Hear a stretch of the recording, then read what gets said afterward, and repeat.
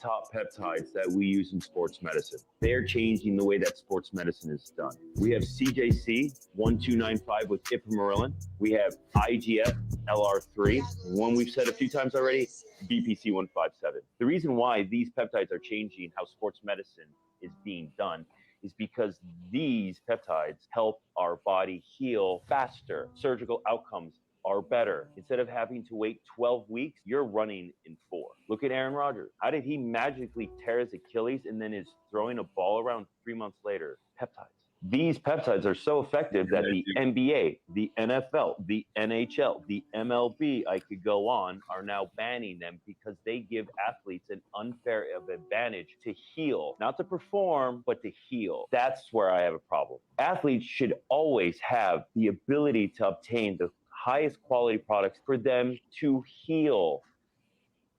Bam. Welcome to Laugh Through the Turbulence, a New York Jets podcast. We're your hosts, John, Monty, Adnan. We got a special guest today. It's my buddy, Steven Villagomez, who is a G. Steven, qualify yourself. Welcome. Tell who you are. Thank you guys for having me, man. You know, you're just talking my jam. We just do it in a different way. I'm an award-winning exercise physiologist that started in endocrinology. Now, check this out. What should you do when your head hits the ceiling? You find the first window to get out. After being an award-winning physiologist, I decided to go into pro sports for a few years. Now, I got to tell you something. Anybody that says, I won't work with pro athletes will never work with pro athletes. They don't know what it's got to take to get there. So what I'm about to do is let you peek behind the curtain when it comes to sports medicine and what's going on. Come on. You're not that stupid. We got GLP-1s. You hear peptides. Well, let's fucking dig into it, man. Let's talk about it. Yeah. Let's do it. I mean, this is going to be a different show than what this crowd is probably used to, right? Usually it's laughy, goosey. We ask Izzy Anaconda about Michael Clemens taking off his shirt in front of a mirror. But today we're actually going to do some remote journalism at this point. Yeah. So this will be kind of interesting. Okay. So basically, I guess one place to start is with Aaron Rodgers, right? Because this guy was supposed to be out. Probably a typical Achilles tear would be, 9 to 12 months with just naturally healing. But how the hell was that guy able to basically start throwing a football and get on the 53-man roster within 3 months? Just to piggyback on that really quick. I mean, just as recently as 2006, you had LeVar Arrington, you had Todd Pinkston. These guys were only 28 years old. Seasons ended, careers ended at 28 with Achilles tears. What are we doing different? You know, what's changed? You know, talk to us about peptides. Talk to us about the new science. So that first off, great way to segment into hey guys, all of you listeners, we're going to talk sports medicine about an Achilles tear, right? So we got to talk about the age, obviously, which makes you want to think at a certain age a few years ago. Now we got an older guy doing it like that. So, yeah. You know what? I don't want to talk about the past because the past we could sit there and fucking get on that merry-go-round. Let's talk about what is current and what's happening now. So peptide. Now here we go. BPC 157, body protection compound 157, designed by gastroenterologists, the stomach doctors, to fix your intestines. Right? It fixes your intestines. And guess what it did? It prevents IBS and diverticulitis. You know, you want to talk to a miserable person? Talk to somebody that doesn't know if they're going to get home without shitting in their pants, right? Now, get this. Ready for the side effects? Now, we have to go back to sperm to egg. To all you smart people here, sperm to egg. When certain cells started growing, our intestines are the same thing as our joints and our tendons and our ligaments. So the side effect, remember, pulmonary hypertension drug Viagra, right? It was meant to cut down blood pressure. What was the side effect? Bam. So BPC 157, the side effect, it heals tendons and ligaments. Got it. So that's now here we go. Go ahead, ask questions, go for it. If not. So would you say is that something that you think, because Aaron Rodgers, his recovery has just been absolutely, uncanny. I mean, we've seen he was up, basically jogging, throwing the balls. He was lighting up the practice field by the end of the regular season. And he hit a hole in one. Yeah. Is this what he's been leveraging, or is there other techniques? Like, walk us through that a little bit. Great question, Monte. Now, this is the thing. Surgery, there's obviously like a rehabilitation process. Surgery, PT, the best rehab staff. You have every tool available to you as a professional athlete, right? Mm-hmm. But before I go any further, I wanted to talk about, I work in a clinical population where I spent 7 years in how I got into the NBA, the NFL, the NHL, was through sports medicine, which means repair, right? How did things start repairing? So I was ahead of the curve on this stuff. Now, if it works for the general public, and it really does. Now, I'm talking general public. These are the people that own the teams, right? Ooh, look at how that goes down. Look at how that goes down. The clinical data that we have for across the board is it works. Now, let's think about this, everybody, really quick. Why were they so goddamn quick to ban it, right? Think that. Start thinking that instead of what you're being told. Why would they ban it? Because it fucking works. Maybe a little too well for their unfair advantage, like you said before, or what they're saying anyway. When you think, to like some degree, like just think about it mathematically, right? These contracts are out there, right? There's a lot of guaranteed money, especially in the NFL, where there's guaranteed and non-guaranteed portions, right? And I guess in most of the major other sports, there's going to be fully guaranteed contracts. Wouldn't you want to think that like these athletes, right? Like I guess these owners, right, and these organizations would want their athletes to be back in business, right away, to basically fulfill their end of the agreement, which is to perform on a field of some sorts. Only if you're Prince fucking Charming. Hello. Yeah, but have you seen Aaron Rodgers smile, man? And when he does like that, like he looks Why do you think he's going to be back? Why do you think Vegas said that the Jets, like a week ago, are the number 2 favorite for the AFC Championship game? Now that's going to fucking dance around. That's going to dance around a million different ways, but there's a bunch of people that see the fucking writing on the wall, too, right? We have to look at the whole script of this, too. We got to look at it. But, John, you bring up a valid point about contracts. Now, well, if we have to pay this guy $80 million next year, we're going to saw that shit off. Yeah, but like basically, like for instance, like let's just say like Rodgers can come back to basically what Aaron Rodgers was supposed to be for the Jets, right? Versus like not getting what you wanted to pay for, right? And getting like maybe a small refund because there's a non-guaranteed portion in a lot of these contracts. Wouldn't it be in the best interest of the league, right, and these teams, right, that they can get these athletes back to square one where they were before? And Look, I'm going to tell you this right now because you're going to hear it first. What I can tell you is I am talking to former players, and there are things out there that could prevent CTE altogether, right? Right. Done. Get this. Ready? TB 500, also known as thymosin beta, which is BPC 157's big brother. They give it to people with heart attacks now, in traumatic brain injuries. The only way is like really is to level the playing field in a certain way, to be like, let these guys heal, right? They're not steroid. They stop the fuck around about this, dude. Like, it heals your body. You know what? Check this out. If any one of us got surgery, right, and we didn't work hard to rehab it, what the fuck is going to happen? It turns to shit now. Like, right. We level the playing field to let these guys continue playing. I have spoken to 2, and I'm not mentioning names, that have CTE. You see, if you ever looked in a man's eyes and you know what he wants to tell you, but you're going to sit there patiently for 3 minutes as he comes up with it, because he was your fucking hero on television, and we're not protecting these guys. What the fuck? And Yeah, what are we doing, right? bring it all in. To your Jets fans, it's the same thing that got Aaron Rodgers to where he is right now, trying to be vice fucking president. There's things that's John's worst nightmare. I want him playing fucking quarterback. Yeah. I do have a question in relation to kind of like everything that you've talked about, just kind of like taking it in a little bit, and with the recovery and the surgery that he had and all of that, right?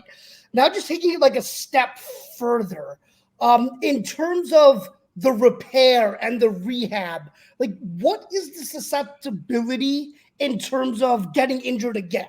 Like, is he more likely to get injured because he had this speed bridge procedure? Like, is it more? Is it less? Does it matter? I was just kind of wondering about that, because all the stuff prior to the procedure is what it is. Now we got to make sure he stays on the field. You know what I mean? So, like, what are the chances that he gets hurt again, I guess is my question. So check it out. What we're going to do is we have data. So whenever you have an injury site, you have to look above and below, right? Let's look above the ankle. ACL tears, right? If you do not rehab correctly, right? What is now let's just look at high school athletes. It's like 70%, college is like 60%, NFL is like 40%. You tear your right knee ACL. What is the highest probability injury site that you're going to have? The opposite side ACL. That is the data. Right? You rehab one way, so you overbalance the other. Now, the Achilles, that's the knee. We now know the knee. Let's take a look below the knee. The Achilles, depending on where, was it close to the heel bone, also known as the calcaneus, or was it higher up towards, so your calf is a gastrocnemius and the soleus. You got the two guys on top, you got the soleus. Depending on the soleus, where it was, the higher up, it's gonna be a problem. The lower down, even worse, but just in a different fucking way. Guys, look at Kevin Durant. Durant, a 7 foot. So every Achilles tear in somebody over, I think what the data says is above 6'7", 6'8", height wise, 7% chance in 2 years you're playing in the NBA, right? Wow. Now I'm not gonna speculate, but I think that who we're talking about probably in the same camp. Yeah. Huh.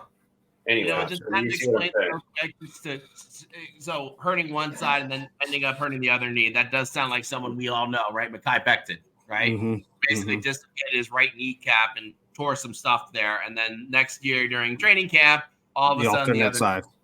Yeah. So Aaron Rodgers' worry, the ultimate worry is, like any aging quarterback, is reaction time, right? The longer he sits doing this and then has to move, the more likely he's going to get injured. Because think about the stress on it. Hey, you know what, Monte, and go like this on your calves and then just fucking move and tell me how that's going to feel, right? Like, yeah. You know, look, I'm going to be 44, right? Aaron, we're no spring chickens. That shit hurts. Right. So the biggest thing for Aaron is proper rehab, obviously, and then making sure that the ball's out. Remember, you heard me talking earlier, right? He's got to be ball out. The thing is the longer he's in the pocket, you know what? He sits in the pocket all day with pressure and he has no weapons. He is out by week 6. Not with an Achilles, but just because with some other injury, yeah. Like, you're coming back after now. You played one game in 2 years, like, and you get hit by a fucking semi truck. You might need to sit the next few plays out, right? Like, it was just right. You know what? Here's the example for all of the fans here. Ready? You ever swing like a baseball bat, right? Or softball? Of course. Let's say you don't swing a baseball bat and you go to a batting cage and you hit 100 pitches. The next morning you feel like you got car crash, right? Yeah. You come up because you haven't done that in a while. You take a pee, you're like, this is a problem. So the injury is going to be dependent on the environment. And that's what I know that's where your Jets fans love that shit. It's going to be the environment. So we're looking at, you know, the risk here is really on the other side then. You know, it's not it may or may not be on the same side, but it may be on the other side because of like overcompensation and depending on how he rehabs and stuff like that. Is that kind of a little bit of what you're getting at too? If I was a betting man, which I am, he is a betting man, guys. Yes. I am a betting man because that's another podcast, which you guys will be like. I'll just say that betting should be like put money in where politicians do. Just figure out where they put money in and just do that. Yeah. Okay. My overall, if you had to ask me, it would be on the other side, and it's going to be caused by something completely different, like not running. A lineman falls on him, he fucking falls in the shower type of shit. Right? It's gonna be some fucking weird, like. Do you remember like Garoppolo when he was running out of bounds and just like, bloop, right? It's gonna be something like that. It's gonna be something so unplanned, but it depends on again the environment, the situations you're in. Gotcha. I have a question. Go ahead. I'm sorry. Yeah, I'm sorry. I was gonna kind of like. Well, I was going to take it back. So, John, if you have something on this topic, if you want to ask it, because I have a question about like when he got injured. So I guess like one of the things that I had read, and please correct me if I'm wrong. Obviously, I'm a complete layman, but one of the things I read is we saw that Aaron Rodgers had some calf issues in the offseason, right? During training camp, things of that nature. When you have a calf injury, from what I read, it can contribute to the Achilles being injured or damaged. First of all, is that true? And if it is, was there anything the Jets could have done to like prevent this from happening? That, you know what? That is a great question. And let's go into the anatomy. So let's look at the bottom part of our leg, right? We have our bottom part of our leg. Now, the gastrocnemius looks like this. You have a right and a left gastroc, right? And there's a tendon that comes down. The soleus is like this. So the calf looks like a V. Let me draw it so we can actually see what's going on. Yeah, let's get that. Yeah, let's get the draw. Yeah. I love it. Yeah, you do have a whiteboard. You're going to love it because it's going to look like fucking tits. I love tits. Although I'm an ass man first, to be totally honest, and I can have a whole podcast fight ass over tits all day. But like, yeah, that's okay. I'm pretty sure we'll end up doing that one day. This is correction. Now, take a look, guys. Okay, yeah. Now, do you see a big calf? Right, left calf. Yep. This is the tendon that comes down from these muscles. Now, this is the soleus, right? Mm-hmm. It all ties down to the Achilles, right? Mm-hmm. If you have a calf tear up here, this whole fucking tendon is jeopardized, right? Wow. Right? Have you ever driven a car with 3 fucking tires? Like, I mean, I'm up. I've seen a clip of the guy driving that far.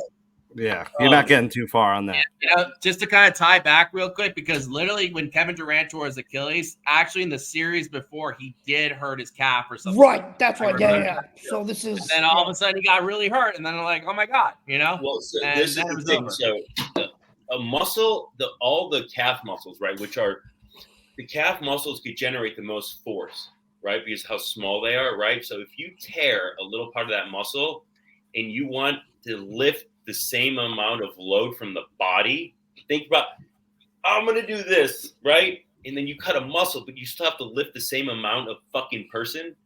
And you don't look like you weigh 100 pounds, right? Like, you're a calf muscle. When you do this, your Achilles is going to be like. Yeah. Yeah. I lost weight since the last time we saw each other, Steven, to be totally fair. But yeah. Right. Yeah, no, that makes a lot of sense, right? Because. And that's kind of what I was wondering, because again, like, you know, you hear that the Jets knew about this.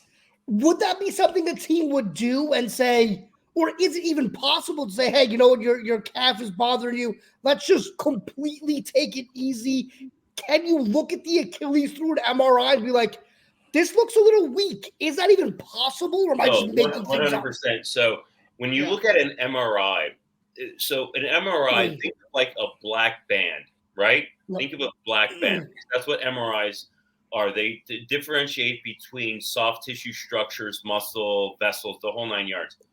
But tendons have a very, very distinct thing. Think of a ruler that's black. It's black on an image. If you see any kind of whiteness or unshading of it, they're called voids, right? They're called voids within the tendon. Now, again, here we go to teach you sports fans, sports medicine.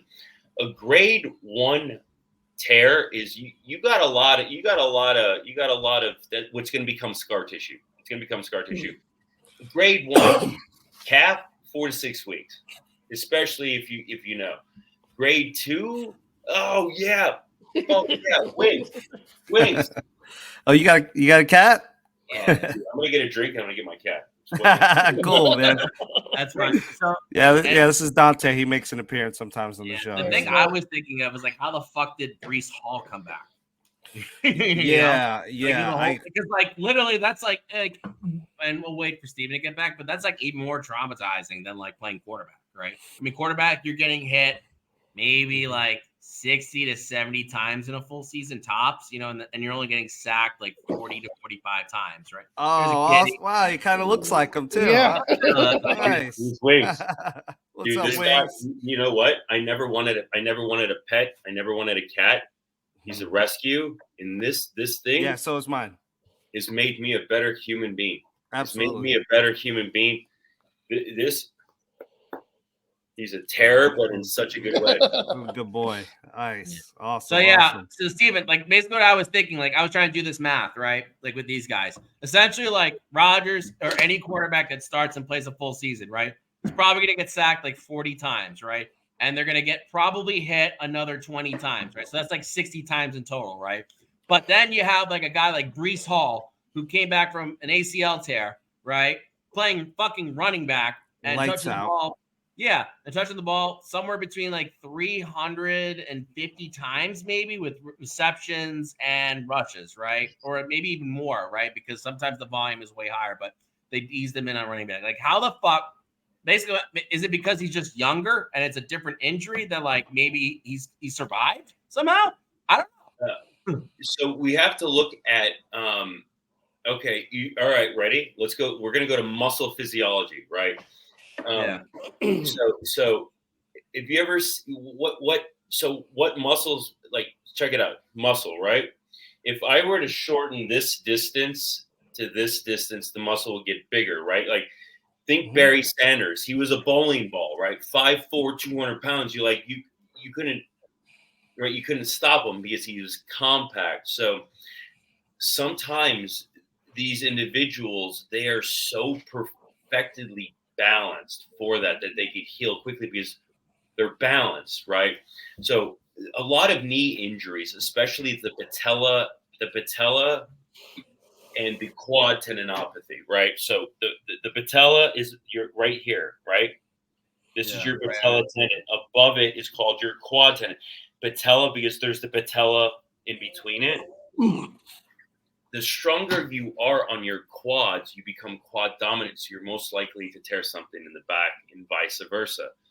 Running backs, because they're so quad dominant forward, they're able to heal a little bit quicker from ACL tears. But this is the thing. After ACL tears, they become a lot more between the tackle runners. That's something you'll never thought about if you were looking at gambling. Putting your fantasy team after ACL. Did they have good block gapping, or is like fucking do. The answer was no on the Jets blocking this year. But the thing is, what I know, eventually a white van is just going to stop on the side of the street and be like, take you away.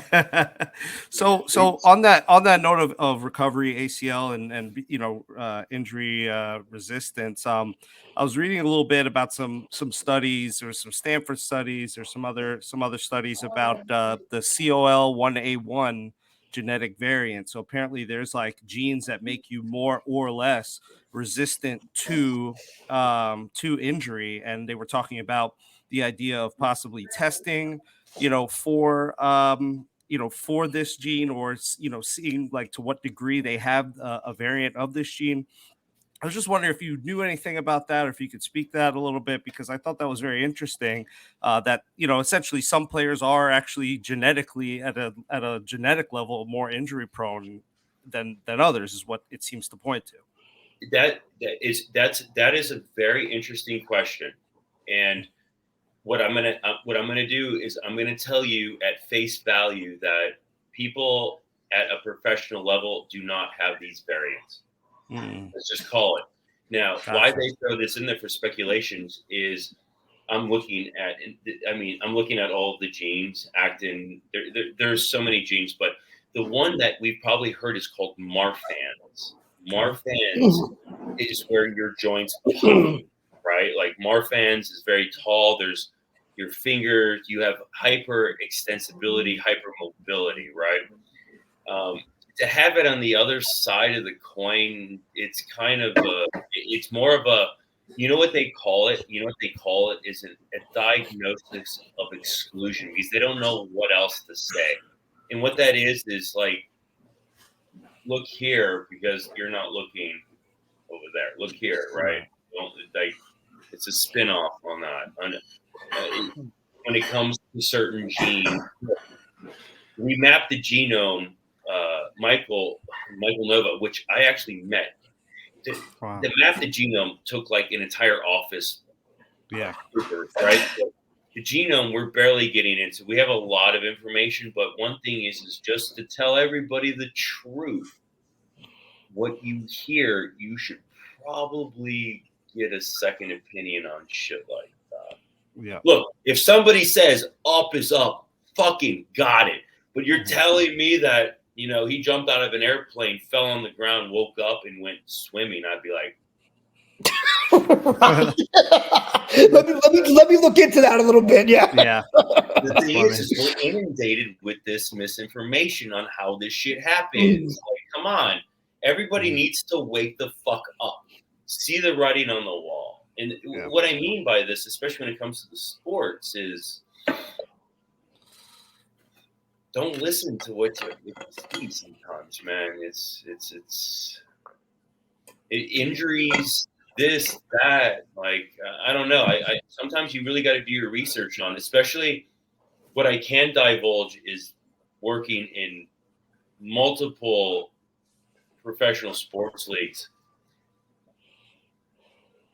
And I can't say any more than this. I can't. Okay. Well, what I will say is that you are say this. Working with, you know what? One day when we're all together, I'll show you some videos. Your fucking head is just gonna melt out. You're just gonna be like, you hear on ESPN, and what the truth is fucking way different than what's really working. What's so different? A week is a big difference. 3 weeks, 4 weeks, 6 weeks, fucking A. Yeah, the money involved. Got it. No, I would think the Jets probably they probably could have rested Aaron Rodgers for week 1, but there was no fucking way they were gonna fucking not let him play week 1 and get all those ratings, right? Yeah. You know what? I don't think the injury would have been that bad. I think it was the, you know what it is? Come on.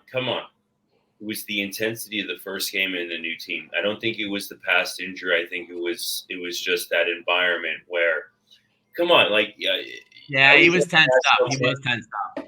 Yeah, it was one of those things. By the way, this is the other thing. And John, you brought up about AstroTurf.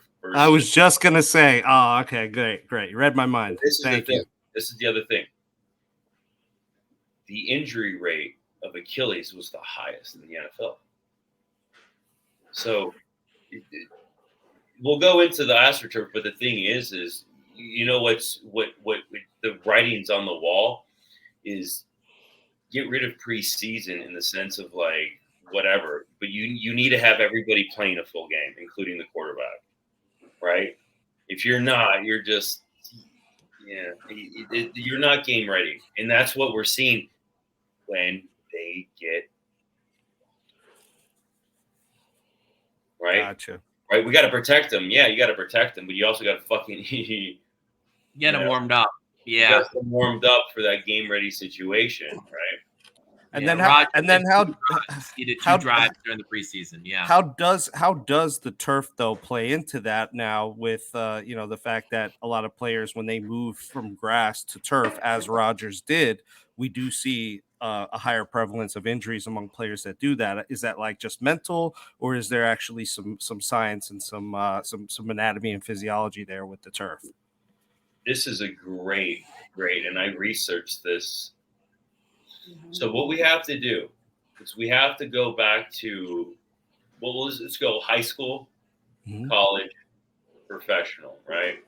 Then we have to look at male, female, right? And then we have to look at sport. Let's just look at soccer, football, right? You're running around the field.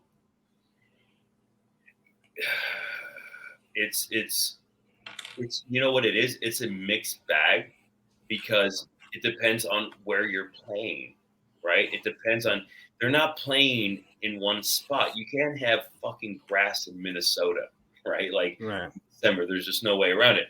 You also can't have grass here. You can't have grass there. It's expensive, which this is the thing that I've learned as a Bears fan in Soldier Field. You could put new sod on and that shit looks like fucking like you didn't hammer down shingles on your roof, right? It's just fucking So you know what the overall answer is? There's so many people playing sports in the turnaround of it all. They've created a real fucking just shitty situation because you want to know what's better? There is no solution unless we play it on perfectly fucking open field, right?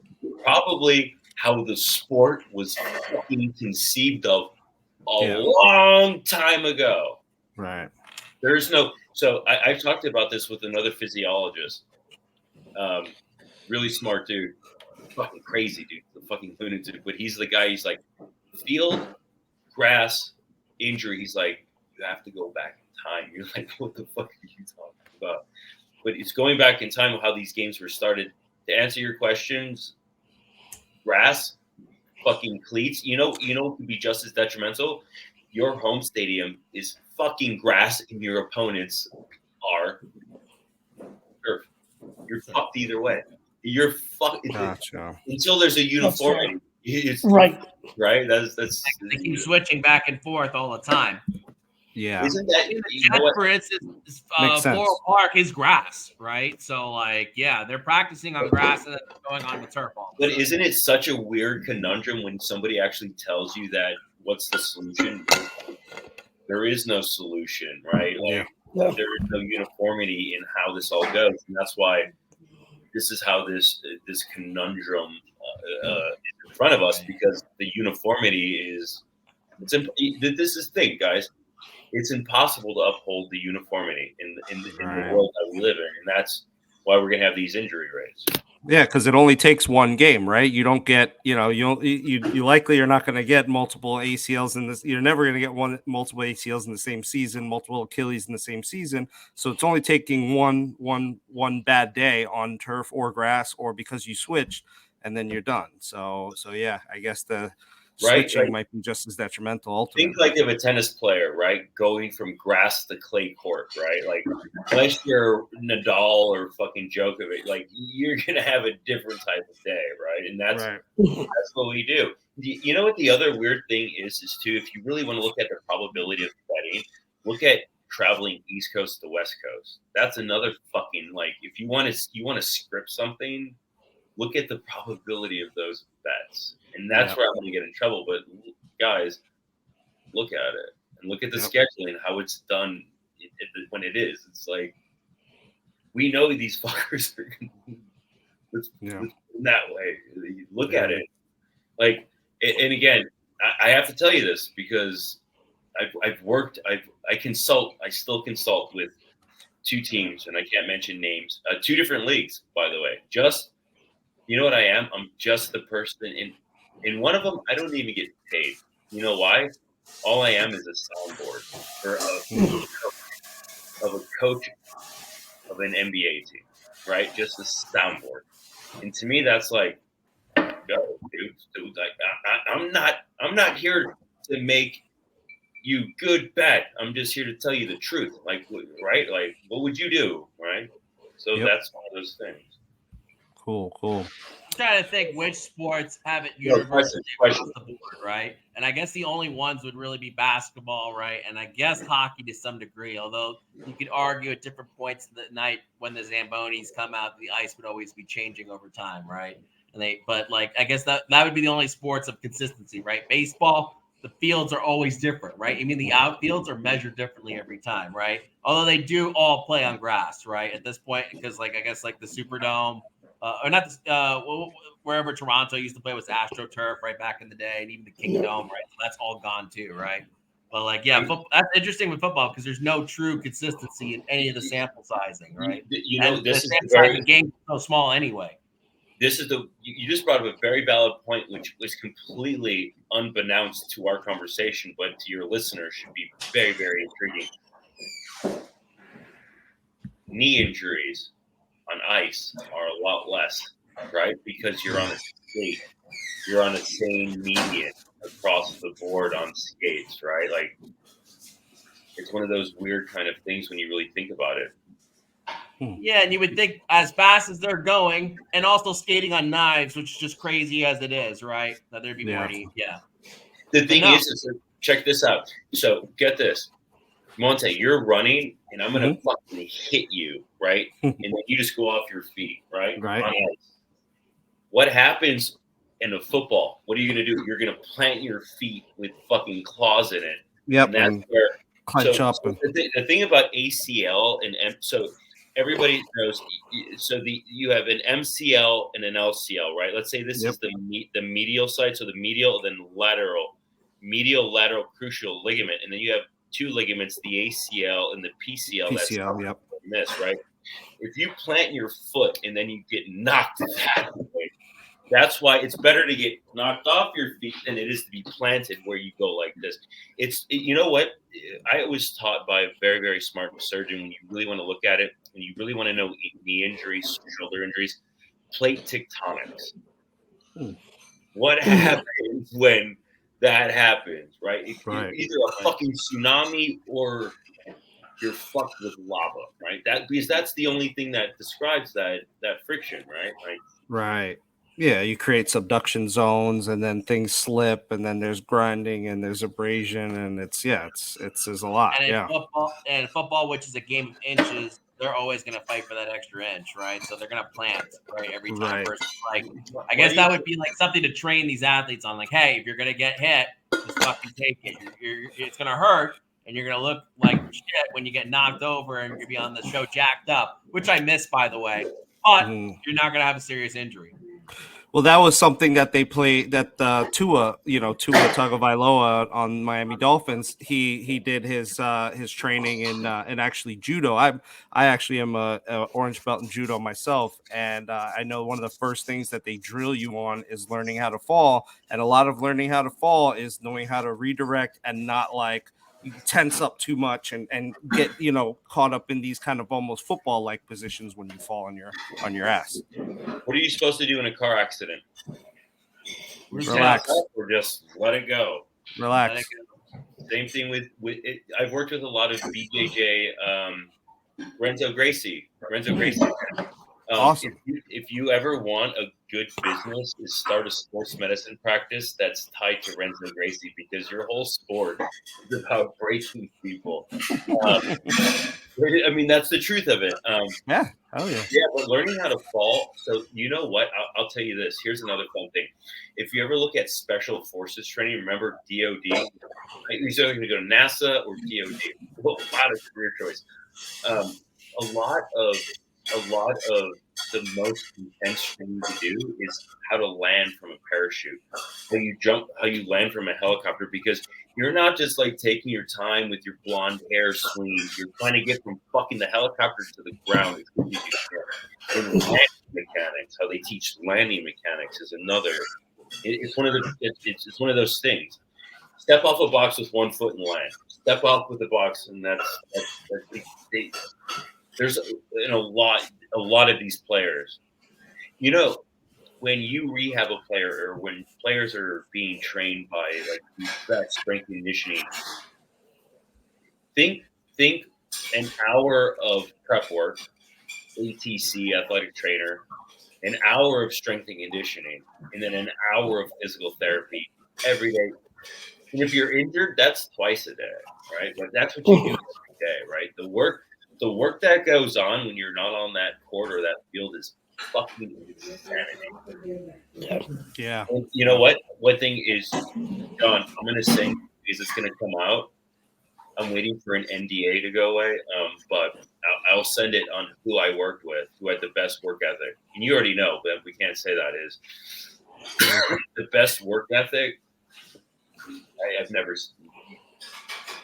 Imagine waking up tired and in pain, and you're willing to do more than anybody else in your fucking world. That's what it takes. That's the other thing that nobody really sees too. Is like the work ethic of it. Yeah. Wow. That's lazy.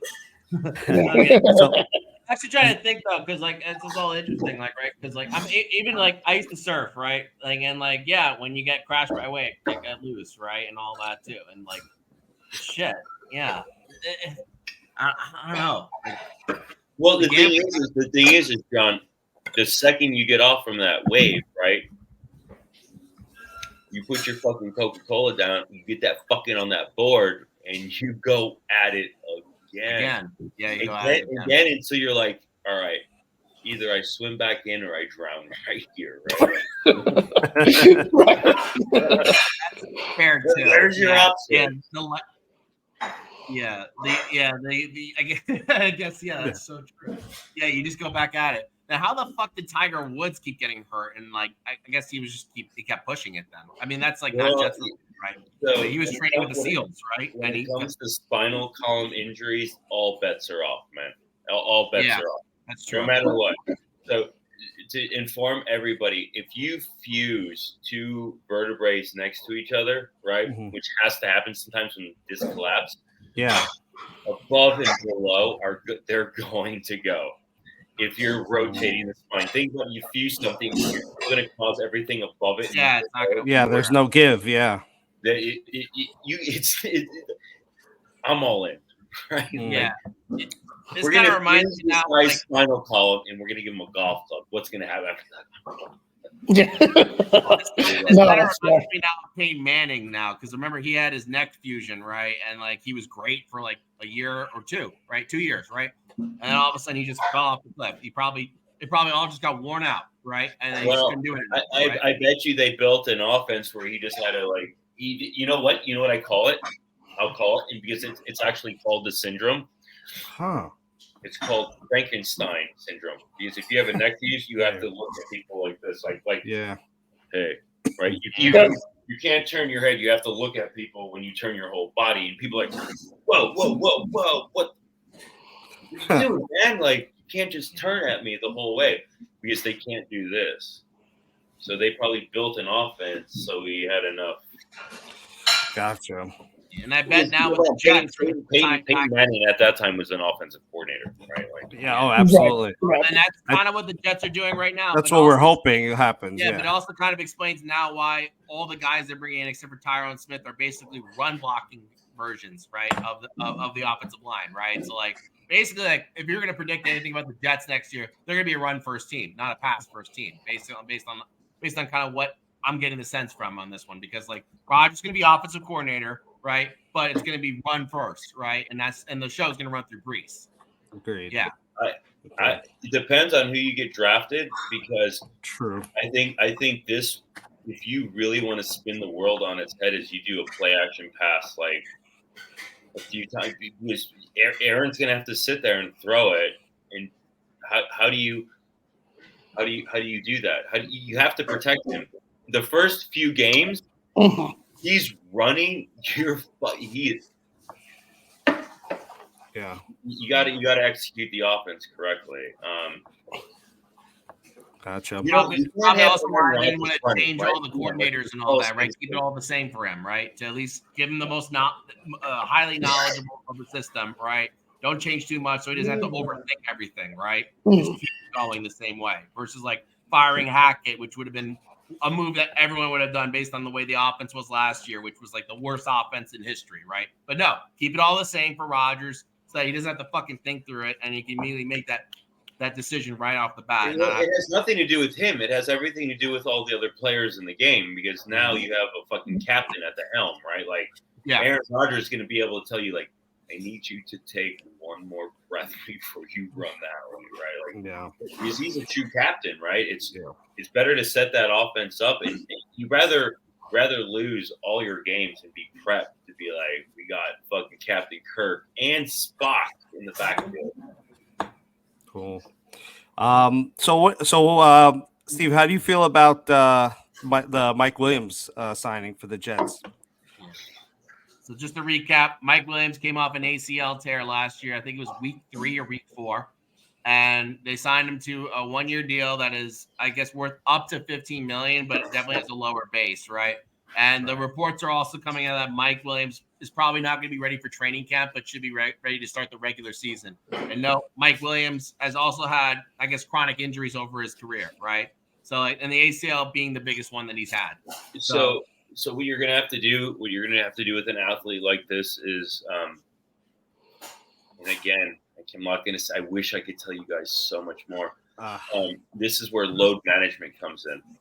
Yeah, you could hate it. You could hate that term.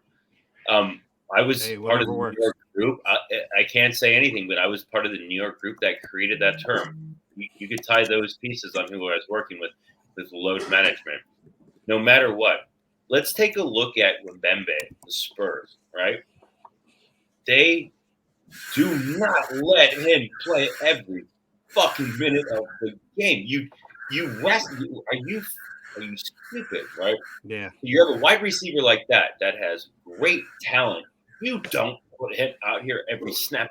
You find play calls, especially with that, because then you got somebody that you got a weapon, right? Right? You got a weapon. You don't walk into the grocery store every day with a fucking switchblade, right? Sometimes you come in with a bat, shovel, shotgun. I don't know what kind of fucking grocery stores you guys go to, but that's what I have to do. Oh my God. I mean, degree. And maybe in the Bronx. Yeah. Steven lives nearby me, so yeah, that makes sense.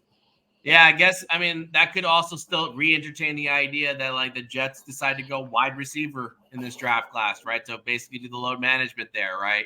On Mike Williams. And obviously Lazard is going to get faded out if he keeps trending the way he is to. Or maybe the Jets lean in Allen Lazard a little bit more, right? If you think about it, and keep developing the talent.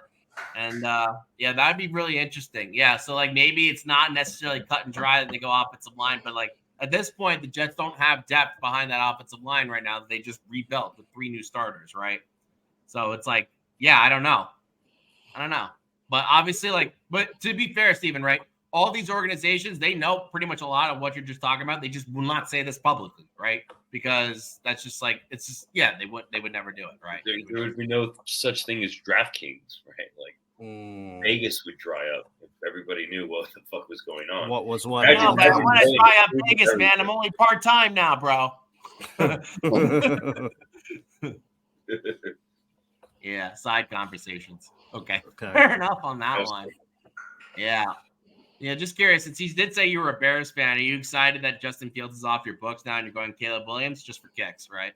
Look, man, I'm a true Bears fan, so by week 3 every year, I'm like, well, I got next year, right? Sounds like us. Sounds like us. Look, even 06 with fucking Sexy Rexy, right? Right? He's the only quarterback to go from a 0 QBR rating to like the highest ever on record, right? He went like 3 million, right? He just spun around and just fucking threw it, right?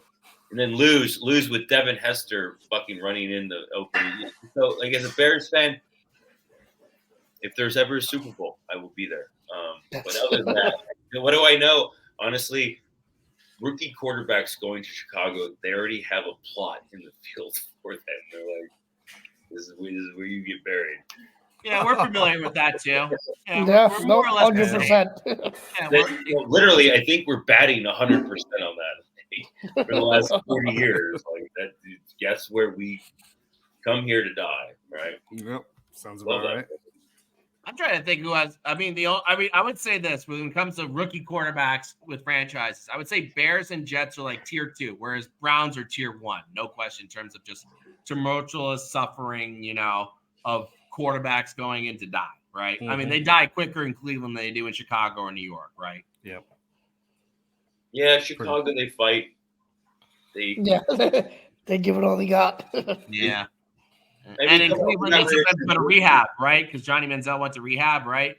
He did. Well, the fact that Johnny got into the NFL is a fucking miracle. 100%. How the 100%. fuck did that happen is just fucking. No idea. That was Crazy. ridiculous. He was, always too short, always too undisciplined. Yeah, but dude, he had so much moxie to him, like you had to give that a shot, right? Maybe No. yeah. What you do is you bury that in the field, right? You draft him number 1, and you fucking rile the fans up because you kill him in the stadium, and then you have like a consistent crowd noise for. Well, here's Johnny an interesting question I have. Manziel was a fucking dumpster fire in a car going off a cliff. Here's an interesting question I have for you. Since you're a Bears fan, this is a little bit off the sports medicine talk, right?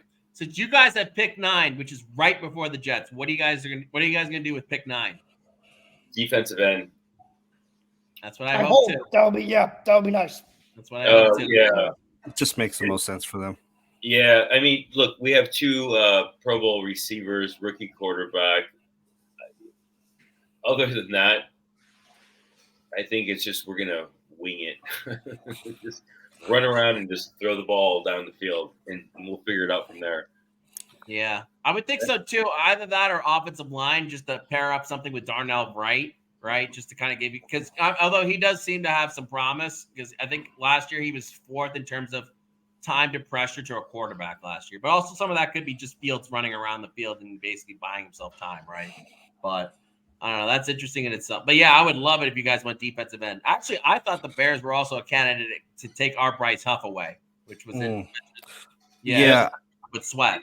We didn't know anything until Fields last minute, right? I mean, for a 6th round draft pick, I mean, they shopped around for a while. So that's when you have to, like, nobody wants him. That's it. Sounds like someone I know. Yeah. But when it comes down to it, it's like, I don't know. It's this weird fanfare of, come on. How the fuck now is there a new kickoff rule and a no hip fucking, like, the hip drop that rule? one was Yeah. weird, man. Like, and they're gonna move the kickoff to the is it the 30 or the 35, right? Is that how that works now? Yeah. Yeah, and then you can't. I don't think you can move until the receiver touches the ball. Yeah. So, which it's a suicide mission. Which is really, but they're moving them up closer. So it's like it's insane. But it's kind of interesting too, because I mean, doesn't that now give the opportunity for you to have better kick returners? Like you wouldn't put like your top receiver or your most elusive running back out there to receive a kick because they would get smashed. But now they're right there. I mean, we got more options, I think. You got the practice squad. They're fucking firing dummies, right? Yeah. Like, the thing is what they want is with the the tackling, they want 70 to 60 fucking point games, right? Right? Mm. They don't want tackling. They want fucking 2-hand touch because that's what sells. Yeah. So according to the NFL with the hip drop, I actually took the notes on it. It was used 230 times last year, and it resulted in 15 injuries.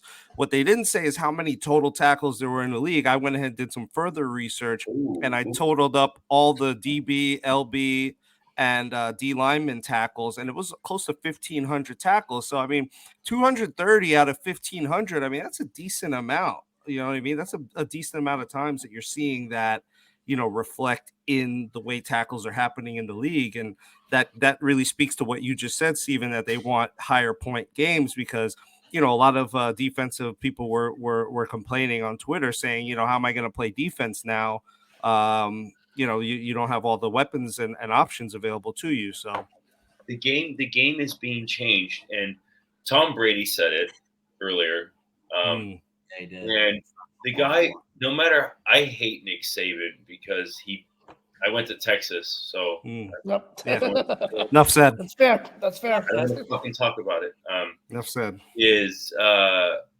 But he was absolutely right that we have it's college sports, even though they can still tackle, is you have 10 schools, that's it, and everybody else could just fucking fish for the crumbs. And now they're changing the league to be this fucked up entertainment series. It's turning into the WWF. Like, look at the Taylor Swift shit. Like, if I could have fucking put a glass and hit her in the head, I'd be like, look, Taylor, I love your music, but fuck you. I love your music. I have nothing against her. I just didn't want to see her every freaking every stat on one If she game. had an ass, I would be okay with it, but she does not have an ass. That is a flat ass. Yeah. Jet, John's Jets fucking brings up the valid points here. Hard hitting questions and hard hitting. Real quick, I want to go back to CTE because that's an interesting one too, right? Oh, And just because Absolutely. the one follow that we all love on the side is the Antonio Brown CTE follow, right? Because he's just so freaking funny. Like there was pictures of Sydney Sweeney, what's her name? Sydney Sweeney. Did I have that right? And he was just and he's posting everyone's looking at her how beautiful she is, and then his question was how's the throw, right? Because he's just fucking nuts, right? But all right, so I guess my question is right, you were mentioning earlier, now there's medicine out there to basically help these athletes with CTE or reducing the effects of it, right? Yeah. Why aren't those being promoted more right now? I guess right. The first thing I have to tell you is first I'm gonna get a drink because the person I talked to, when you hear the story, you'll understand, right? So I'm gonna give a quick pause on this because when I tell the story, you'll understand. Go Grab for a it. drink, right? But but that's a good question, John. I was thinking that earlier too. Yeah, because you would think, right? Hey, CTE's been a problem. They made a freaking movie about it, right? And it was a terrible movie, by the way. And it didn't make the NFL look good either. It was not good movie, and it didn't make the NFL look good. Yeah, but hey, all of a sudden now there's stuff out there that maybe could totally demolish that, right? Hell, it could probably help with even Alzheimer's. I don't know, maybe. I don't know. But that would you would think hey, promote the shit out of that, right? Just start, just pump your athletes at that so you don't have to deal with the long-term effects and the costs that end up coming out after, right? With the league, right? Because there's a health program after, after they retire from the NFL, right? There's all these health costs that happen, right? To help these athletes recover from, war, basically. Yeah, right? yeah, it's a lot of money they got to pay. Yeah, I would just think, I don't know, part of me that this is actually real journalism today, guys. Yeah. Yeah, it's in our usual show, is it? Yeah. All right. It's weird, right? It's I guess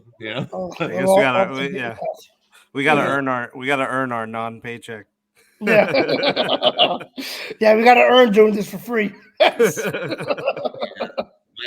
I told you guys this was gonna be a good conversation. It was gonna go very differently than what we usually do, right? But Steven's great, man. Absolutely. Yeah, he is great. Yeah. Eventually, when we're not on camera, we're gonna talk about the gambling aspects of all this, right? Yep. I mean, we can do that on camera as long as we're not telling people what to do and stuff like that. I don't know what Steven knows, and I know Steven probably has let's call it a lot more insider knowledge. Yeah. So he probably couldn't even say it on air, right, or anything like that. True. Yeah. Absolutely. But it's just which is really interesting. So now I'm just worried about Rodgers' other Achilles for overcompensating. That's all I'm thinking about. I'm like, great, here we go. All right, back to All the right. CT. Go ahead. CT, Steve. talk to us. Yeah, the story. So the thing about sitting there, but you have to be prefaced on. You're going to sit with somebody that could act normally, right?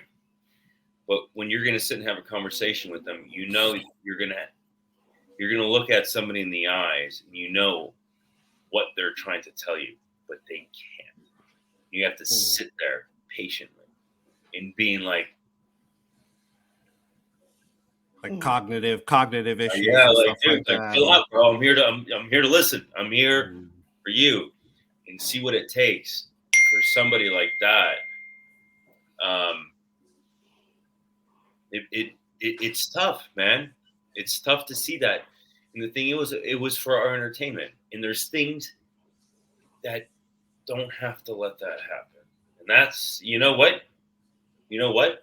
This should be this is a medium to let's start spreading this, man. There's things out there to like protect the players. Like it's got to take the fans too, where you don't want to see your hero fucking just wander off in the darkness, because that's what's fucking happening. Yeah. Right? Like these guys are fucking killing people. What do you expect? Right? Look at boxers and shit. What do you like? Yeah. I guess that's the difference between the Roman gladiators is at the end of your day, you got fucking killed next. Yeah. God, Mike Tyson's gonna beat the shit out of Jake Paul. I hope so, man. But I don't know. I don't know. There's that age different. Father Time, beats every boxer ultimately, and it's been a very long time for. He looks great in training. You know what I mean when we see him throwing his punches, but I don't know, man. Jake's just so much younger. I saw him in St. Bart's at the airport on like January 3rd. Tyson or Paul? Yeah, Tyson. Nice. He was with his lady friend, but I'll tell you another funny story too. Is he's high as hell with his lady friend. And the thing is, everybody goes up to him. I'm just like, all I do is like, right? Yeah. At one of the places I was at, like JJ Watt was working out, right? And people go up to him, and I'm like, get the fuck away from him, right? Like I've worked with athletes, right? I'm just like, stop. But yeah.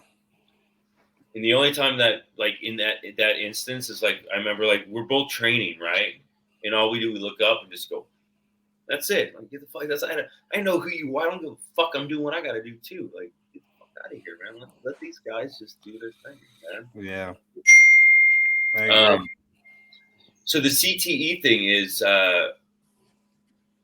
it's real, man. But there's some information, man. I'll send it to y'all. You should start spreading the fucking word on.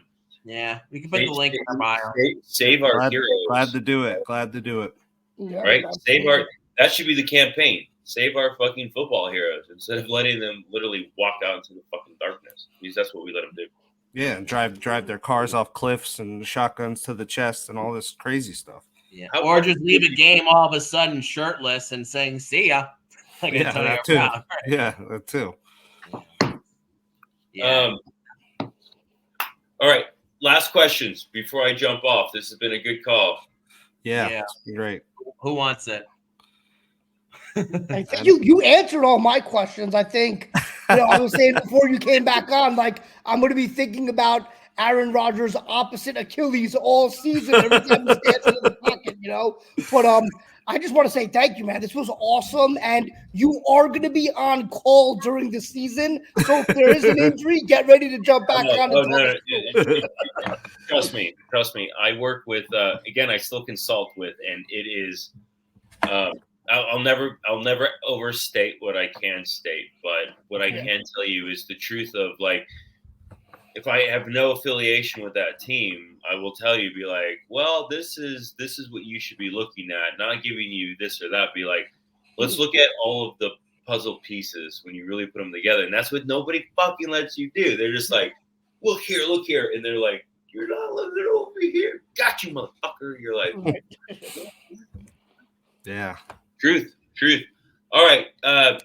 Yep, I'm all good on questions, man. Just wanted to thank you for being here. Yeah. This has been really awesome, really enlightening. I'm sure, the real sports fans, among the Jets fans here who appreciate the sport, appreciate the players, they'll really appreciate, everything you went over. And this was really great, man. Thank you so much for coming on. Yeah. Hey, survey the crowd, man. If they want to talk about something, let's fucking do it, man. Let's give the people what they want.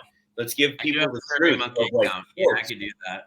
Yeah. Right? Oh, we got to get your TikTok so we can plug it and put it in the bio and stuff too. Oh yeah, John, you got that? I'll send that all to you. It's everywhere. Yeah, I got Tele Wellness MD. Yeah, that's on TikTok. We got a couple other avenues that you do have, like your Instagram and all that. I'll put that Yeah, on. start with the Insta. We'll leave the work stuff alone. Okay. Because the thing is that's whatever you prefer. The funny thing is get this. The reason why John saw that is the work stuff. We gotta gather more. Don't worry. The thing is let's have 40 of us in like 2 weeks from now. Let's have 100 of us. Talking the fucking shit, dude. Which is, we should probably know what the fuck is really going on. If you know what's fun, I'll leave you with this, guys, before I jump off. You know what's addicting? When you get to see behind the motherfucking curtain. Yep. Yeah. And he just pulled back the curtain for us. Appreciate you. What a great dude, man. Yeah, that was very interesting. Fantastic. That was really good. And we can definitely have him on some more at some point. I figured like I was messaging him. That's what the buzzes were basically, being like, hey, we can go on forever if you want. But yeah. So I guess final thoughts is probably where we go with this one, right? Do you want to finish up with the Zach trade options, or you want to jump right into final thoughts? Up to you guys. Oh, I can do a little Zach. Why not? Yeah, let's talk about it. Yeah. Okay. What do you guys think on the Zach stuff? So basically, the Jets are shopping Zach, right? There's rumors out there the Jets turned down some lowball offers for Zach, and also there's other stuff out there where Woody's saying, hey, if they don't get what they want for Zach, they'll keep him. Basically, what are your thoughts on this? And I'll start with Adnan. Yeah, I think, first, I think it could be more of a smoke screen, right? Because there could be teams just waiting for them to release him. Woody coming out and saying that, could be an effort to drum up some more interest.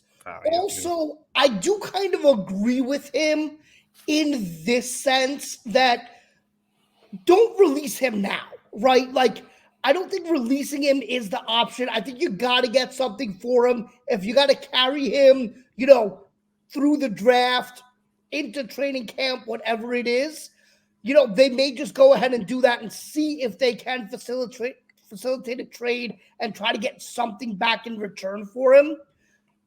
The third piece is now obviously understanding the salary ramifications. I don't think you can carry his salary, but putting that to the side, I mean, if you had to keep him as your third quarterback behind Aaron Rodgers and Tyrod Taylor, I don't think it would be the worst thing in the world. But again, I think his contract just makes that untenable. So I think he'll be off the team at some point, but it might be longer than a lot of Jet fans, want to wait. I know a lot of people want him out now, but I think it'll be a little while until they move him.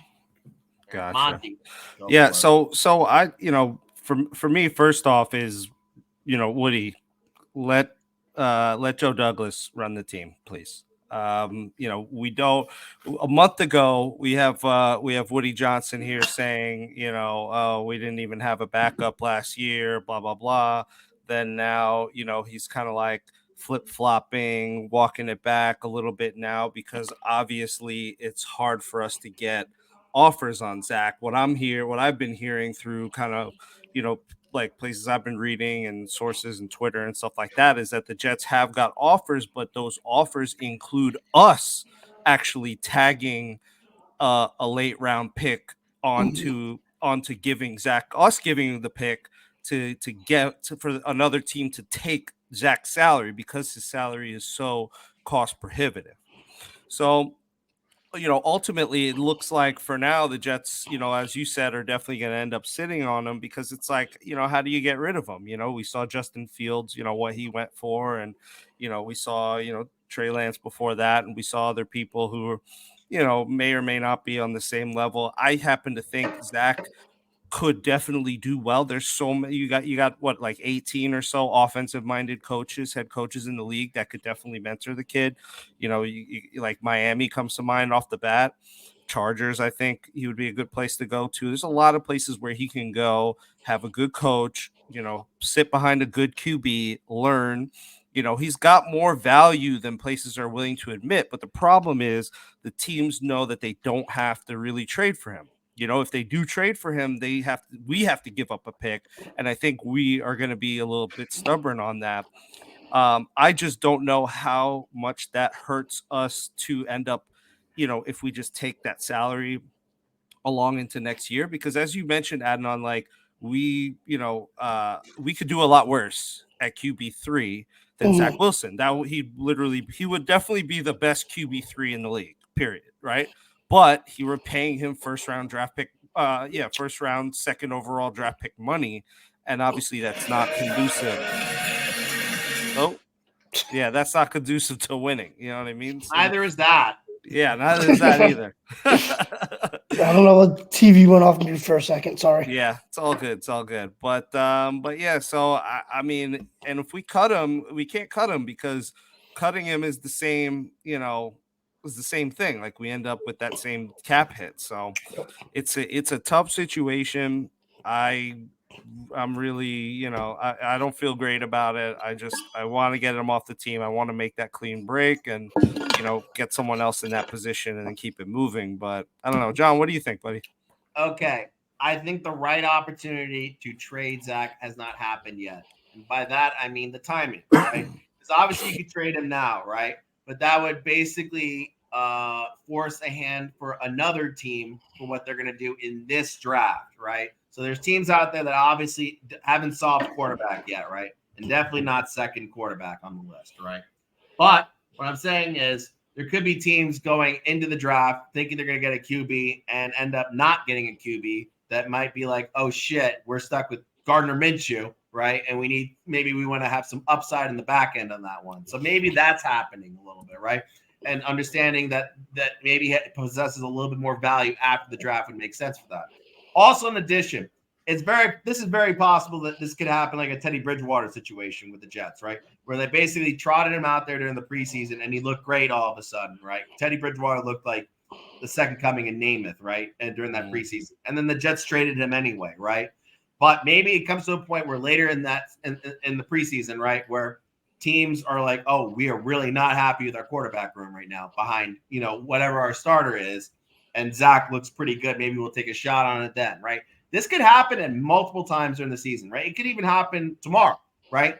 But in likelihood, I just don't think the timing of it hasn't happened yet, right? To make it seem most suitable to get rid of a contract like that, right? Or injury. Yeah, Steven was just talking about injuries a whole lot, right? It's very possible that a quarterback gets injured in the preseason, and you have your dick in your hands, and you're basically like, oh no, what am I going to do at quarterback, right? So it's very possible all these things haven't really collided yet.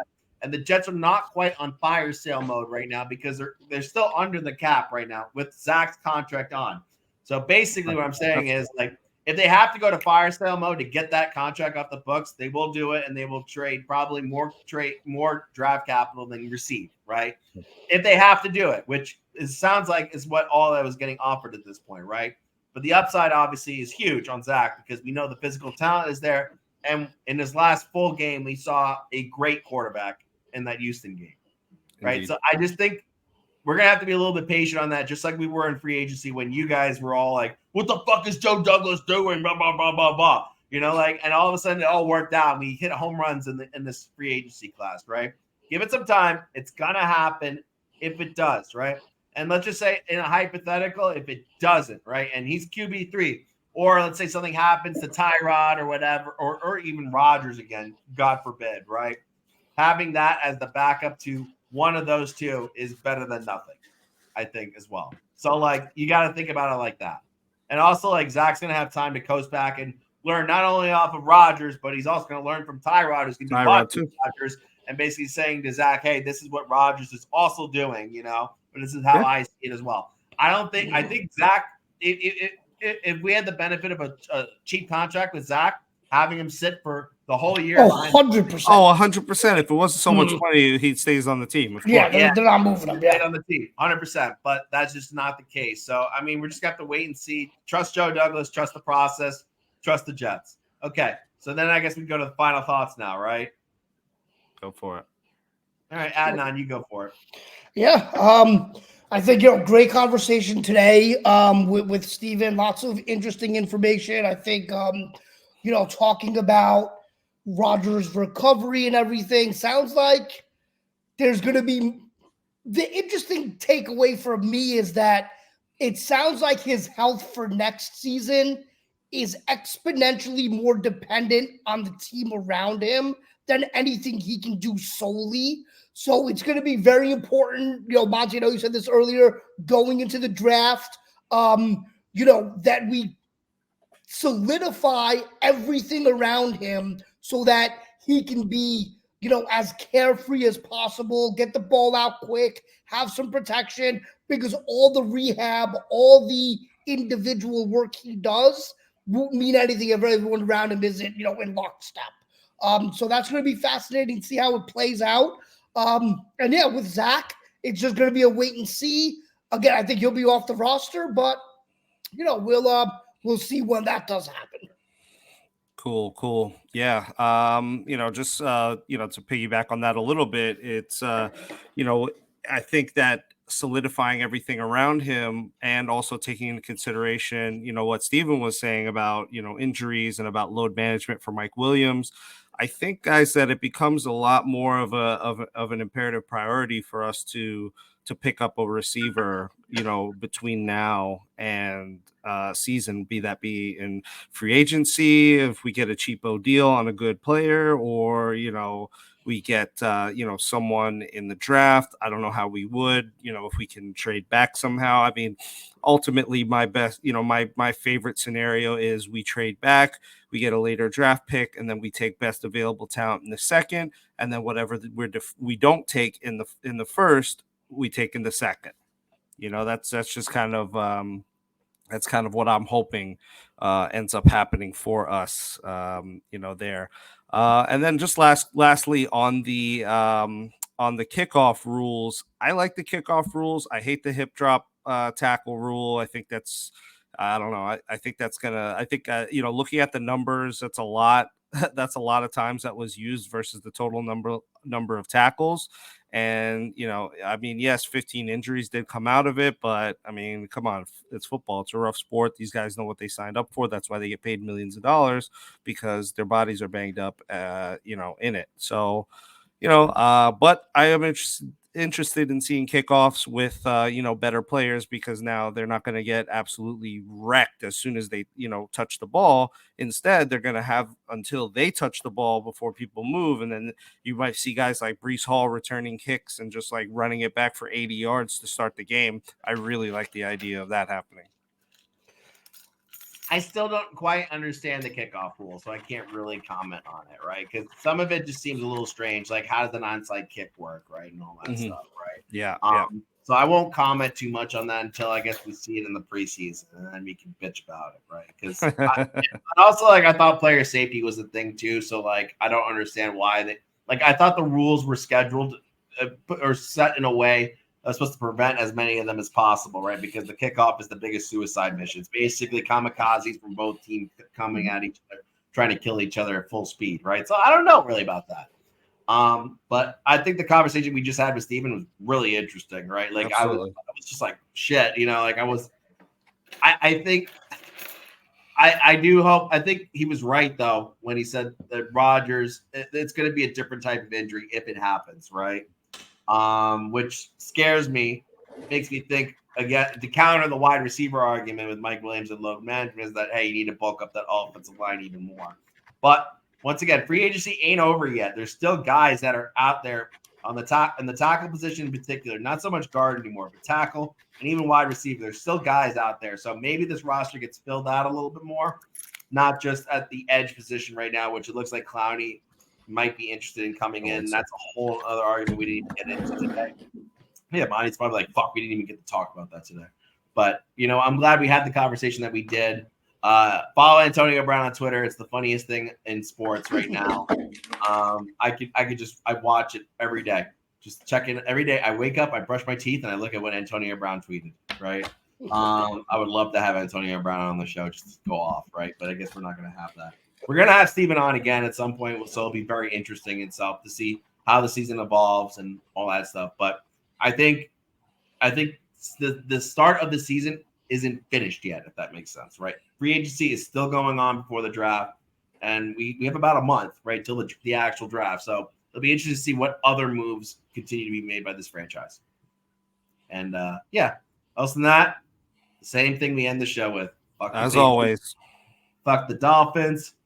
Fuck the Bills. To the Bears. Go Jets. Yeah. I feel for Go Steve. Jets. I feel for him, man. Yeah. Yeah, I do. Anyway, thanks for watching, guys. Thanks, everyone. Thanks.